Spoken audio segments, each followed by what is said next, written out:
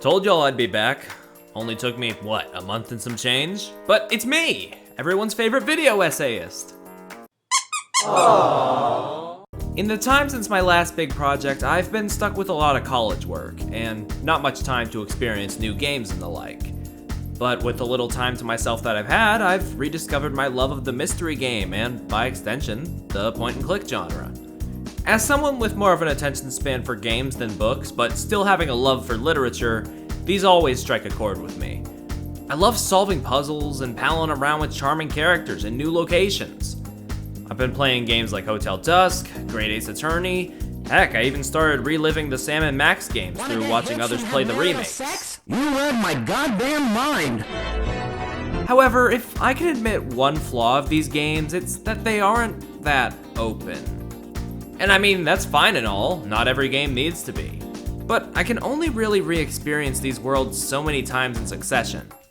Some have branching paths, which are nice, but my rotting chimp brain needs more! Oh, great heavens! What if a mystery game was less about getting the right answer and more about following your instincts, combing the world in your own way, and forming your own truths? Enter Paradise Killer. Paradise Killer may not be the most polished game, but in terms of its methods, the freedom it grants you in a typically linear genre, it may be one of the most unique mystery adventure games I've played. From its sun-bleached neon aesthetics to the unraveling omnidirectional narrative, to some other third phrase with big words that most people don't understand. The identity this game forms, the style it boasts, and the way it flips age-old mechanics on their side, it's unlike much else I've seen. And it's for these reasons, and more I'll get into, that I believe that Paradise Killer is a game that's worth your time. Right out of the gate, or rather right out of a 3 million day exile, it's apparent just how different Paradise Killer stands from its kin. While most mystery games allow you to move around and explore your surroundings, the way the world and mechanics weave themselves around Paradise Killer's movement makes it feel truly special. It's like they got this down to a science, you know? Pouring the right Paradise Killer prides itself on its open world investigation. A world in which one can access almost anything at any time in order to come closer to cracking the case. And with how much there is to find, I'd say it's a good thing it's structured that way. As Kaizen Gameworks says, the core of our design philosophy is player freedom. Freedom to express themselves through the game's mechanics, and freedom to explore the world as they see fit. It has to respect the player, give you freedom, and limitations should be minimal. And as one investigates, that should become extremely apparent. This game's world is so open, yet dense, it's nuts. The game takes inspiration from multiple sources. In particular, I'd say it harkens to the notes left by the collectathon genre as much as it does the mystery and point-and-click genres. Scattered throughout this world is not just evidence and testimony, but also things like relics and blood crystals. Blood crystals act as a sort of currency in this world. They're scattered all over the place, and one will most likely pick up at least half a dozen while finding new characters to chat with. They're a good tool to push exploring every area to the fullest, along with the key items that push towards a complete investigation. But back to the crystals, they're extremely versatile, with an abundance of things to do with them. Exchange them for information, new abilities, open up fast travel points with them, or just grab a drink. Stay hydrated. Take a nice big gulp of cold water. Enjoy a few minutes of doing nothing but drinking water once an hour. Get that What's wrong with you people? Just drink water. Come on. Why water. the fuck aren't you The hydrated? source of all life.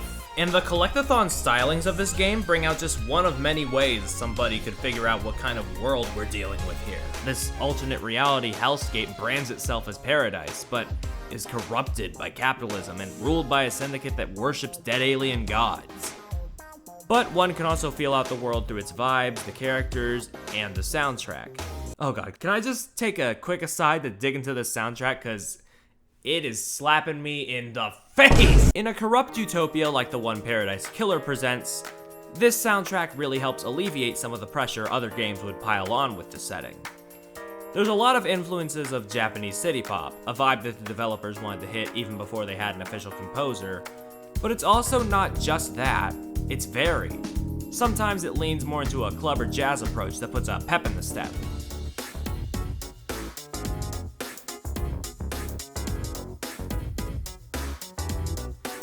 times it can dial back the tempo and lean into the more synthy techno stuff.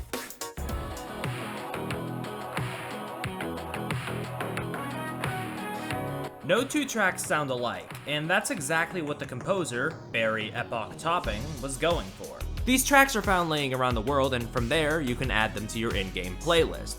That way you have some groovy beats to solve a murder to. My favorite probably has to be Breeze With You, due to the way it balances the chill vibes and that funky guitar in the back.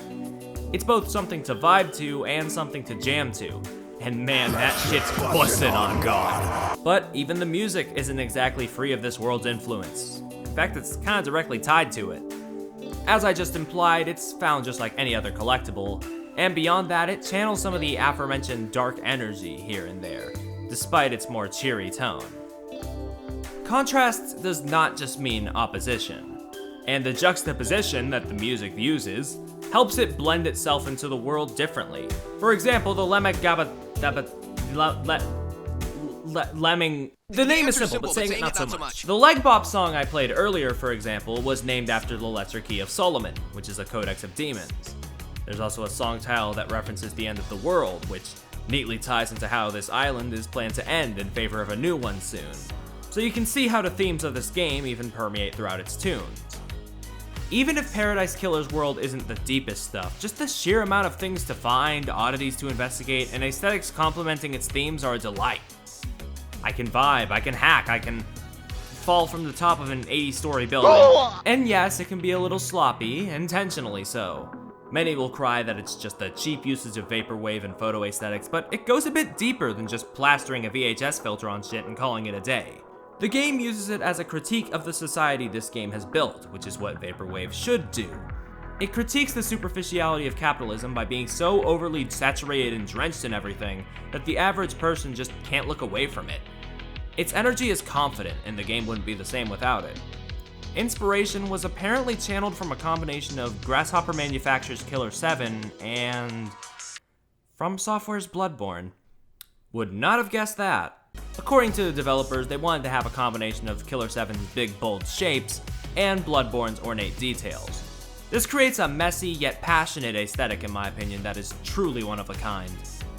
Reflecting the world through this sort of shattered, multicolored glass, some definites can be seen, but at the same time, the light reflected from these glass shards can never truly converge. Things are left intentionally vague in both presentation and story, so the player can formulate their own thoughts, create their own view, and really immerse themselves. Because of this, through investigation, one would get to know this dark, washed-out hellhole and all of its shady characters. Characters that I should probably talk about. Let's get right into that! After some time witnessing both man and god-made horrors beyond our comprehension, it's good to take a break and kill some time with a charming cast of characters.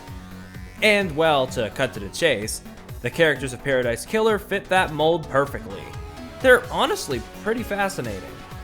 I've already talked a bit about how this venture to create an ideal world has jaded said world into a lot of questionable things, but Paradise Killer makes sure not to skimp out on detailing how this affects its cast. Sure, some people can still be friendly with LD, and some can just be around to, shoot the shit, I guess. But as a whole, in this immoral world, most are out to defend themselves, and can be pretty aggressive. I wanted to punch a good chunk of the cast at first, but, like, in a good way. A lot of them are tied together by the Syndicate, the group of immortal alien god worshippers I mentioned before. And I absolutely love how this game doesn't shy away from some of the darker implications this setup brings. The Syndicate is creating this so-called paradise, and they're the bad guys in this world. The things they create are built through arrogance, and there's a level of superficiality to the island, their plans for it, and their personal goals. But before I detail them, I should probably talk a little bit about our main character. The player takes the helm of Lady Love Dies, an investigator whose job is to dig into the mass murder that's taken place on Island Sequence 24. She's got her own backstory, relationships pre-exile with the cast, but even with all that established, the game does a good job putting the player in her shoes, making her the vessel with which to explore this sprawling island. By having control of a character with pre-established connections to the cast, it makes meeting them feel a lot more natural than most games. Sure, your handy-dandy laptop spills some exposition, but aside from that, it's like meeting up with some old friends again. well, old friends who have changed pretty dramatically, and some of which aren't really friends, and like I said, can be shady and immoral, but technicalities. As LD catches up with each character, it's apparent how on edge everyone is. Between the island about to be replaced and Love Dies being in exile for 3 million days and all that, a lot of characters withhold information from you at first. However, not only will more investigation of the world help them open up, but hanging out with them and killing time can help too. You can learn a good bit about them just from a good conversation.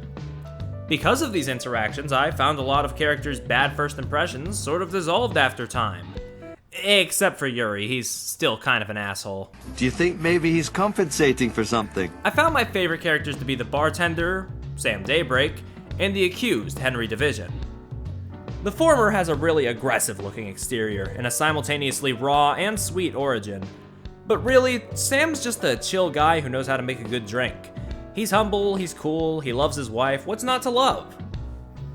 On the other end, Henry is rightfully very dismissive and aggressive to the Syndicate, and will generally be uncooperative, due to that combined with a general loss of memory due to demonic possession. However, if you take his side and believe he was set up for this crime, he can show a bit of a softer side, and that's really cool. Albeit, he shows it very briefly, but it adds a lot of depth to him. I'll leave the others for you to find out about yourself, but overall, this cast is just fantastic. But even as you learn more about the characters, doubts will come up, which you'll have to confront. Questions like, why is this space helmet with flower petals outside of where a holy seal was kept? Why is the doctor's back door busted up? Why does Sam have a tunnel to the site of Henry's possession from 10 years ago? And well, depending on how your investigation went, these questions may be answered in the trial. When it comes to the trials in these kinds of games, things can always be a little hit or miss. And by that I mean it's usually a miss. It can either be way too simple or overcomplicated and messy. The good people at Kaizen Gameworks knew that themselves. As Ollie Clark Smith said in that interview with PC Gamer I've been quoting a little too comfortably, a designer has written a bunch of stuff, and if you're not in step with them, it becomes frustrating.